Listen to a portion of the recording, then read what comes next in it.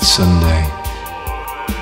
It's 4 PM in Elsick, in Newcastle upon Tyne.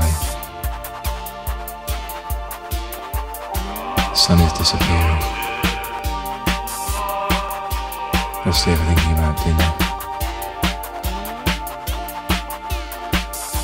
We present for you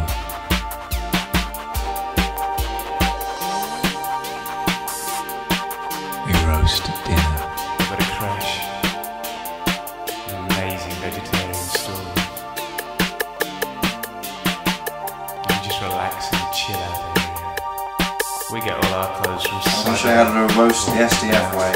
We'll start with the chicken. The baby grows. Just let your head out with like-minded people. We go every year. Welcome to SDF in the kitchen. Hello. As an electro pop band, we're sort of diversifying into cookery to cope with the current economic difficulties.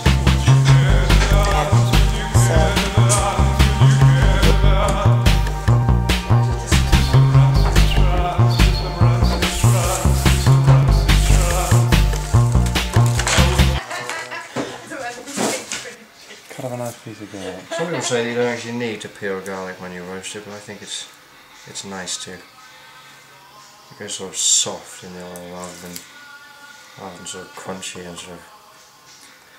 The idea of eating the skin is kind of a bit icky as well. This is to go in the chicken. I can't really tell if the flavour actually gets into the chicken. I think it's one of those things you can't really tell unless you don't have it. So it's a kind of difficult one to prove. I think it seems like it's good to shove stuff in there. And then you get a nice bit of sort of cooked garlic at the end, which is always a treat. I'm going to put some lemon in. Plenty of this garlic. What I see the other day, I must put a lemon, squeeze a bit of lemon juice under the skin as well. That was quite nice. If you like it lemon, I might do that with one of them, perhaps. I think one will probably be enough of those. Bit of a lemon hit. Butter? Is this the butter we're using, Oliver? Yeah. And salt and pepper I'm going to need as well. So what are you going to do with the butter? I like to get it ready first because I don't like going back and sorting the butter at once. I've had my fingers all chickeny. So I like to get plenty ready to go. Some of it's going to go on the skin, help it sort of brown up and crisp, and some of it's just going to be shoved inside. I don't really know why. It seems like it's a good thing to do. Just nice. Yeah, keep it moist. There you go. Thanks, Lucy. One for you. One for you. How deep do you like to get it in? Pretty deep. Yeah. Well, you can fill most of the space in there. That's what you want to do, really. A bit of butter. I think I'm going to do one of these a bit lemony, but maybe the small one. Where do you get your meat from? This is a local supplier, just round the corner, mostly locally sourced stuff, or Netto. Really good little butcher in there, really sort of really knows his stuff. You know, you're gonna get a reliably good quality bird. Also a very good greengrocer in there though as well. He's a very talented man. He doesn't like to show his face too much. He sort of gets it nice and sealed in plastic so you can sort of maintain the freshness of the vegetables, and then gets them on the shelf, and avoids that sort of a delay you have in some sort of place where you have to deal with people, you know, as well. A bit too much of a personal service. Maybe for a second series we'll try and do another roast of the other ideas. Well, I've only been commissioned for this. Pilot. That's the word for the pilot. Yeah, get that lemon. Squeeze that on again. Oh, I don't think it's too much. Did you miss it? Well, that's got more lemon in that one. There's plenty of butter on the skin, helps sort of brown up and crisp, possibly. Or maybe it's the salt that helps it crisp. This isn't a science program. This isn't not Heston Blumen, not something research the ins and outs of it. But, the combination of the two generally gives you a nice brown, crispy skin. A little tip for you, which we're going to pound later, but you know, whatever the guide time on the packet, normally add another 20 minutes or so. Much more sort of well done bird. Always falls apart in your hand and your mouth. What would you say to people who say that small birds are often tough when kicked? Well, I think that's often just, you know, from personal experience, you know. I mean, you're a man that knows your birds, your poultry.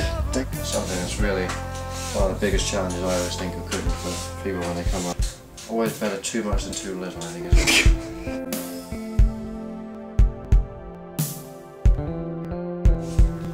It is the portion control is very difficult as well, that's why easy to put on weight with these sort of events. But that's nearly ready to go. These salt. Ideally, we'd have sort of sea salt, sort of nice rough sea salt to stick on, but we don't have any. We've got that's a nasty bit of bone there. Got some table salt. Do you have parsnips? Yes. Yeah. Probably don't need all of those either.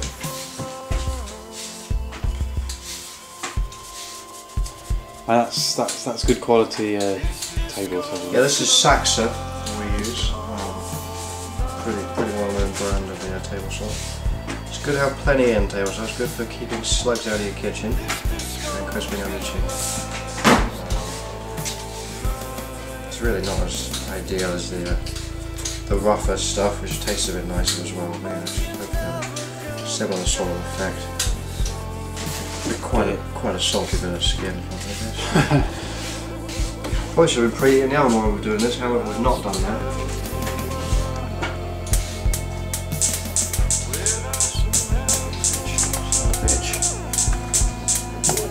Try it low. Try it low. You're filling the house with gas. No, we might need it.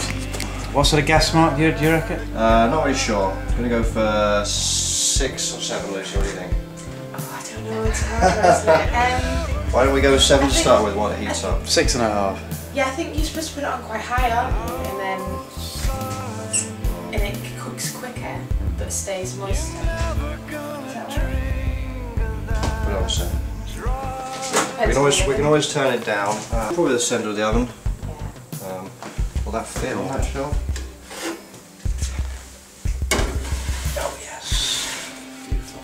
In she goes. So that, I reckon, we're talking about an hour and a half, probably an hour and 40 minutes. Maybe. Add another 10 minutes on that. So, 15 minutes. And we'll get on with the vegetables. And you always like to put the pepper on after? Yeah, just stick it in for about a minute. And then take it out. It just gives it a chance. It really accepts the pepper better. You have a little bit of you've shown it the heat. It's just because the pores of the skin opens up. Absolutely, yeah. This isn't going well at all. Do you want meat grind? Why did you take the damn thing out? You want to keep it near the heat when you're doing the pepper. That's the Or it'll contract. Yeah, the pores will tighten right up. And you won't get the flavour won't penetrate. That'll do. I think that's fine. There we go. It's half of it's by the look of it. I'm actually going to pop the chicken out for a second now. So what, we're going to baste that, are we now? Baste these. They're looking great, aren't they? They look amazing. Look at that golden colour. We're going to get ourselves a little spoon. So what you need to do is just tip the tray into the corner so the oil pools nicely. And then you just spoon a bit on it. So you need a good thick oven, because it's extremely hot. Helps keep them moist, helps them sort of, brown up without drying out. And you can do this as much as you want, really. The important thing is not to shut the oven, because otherwise you'll lose the heat.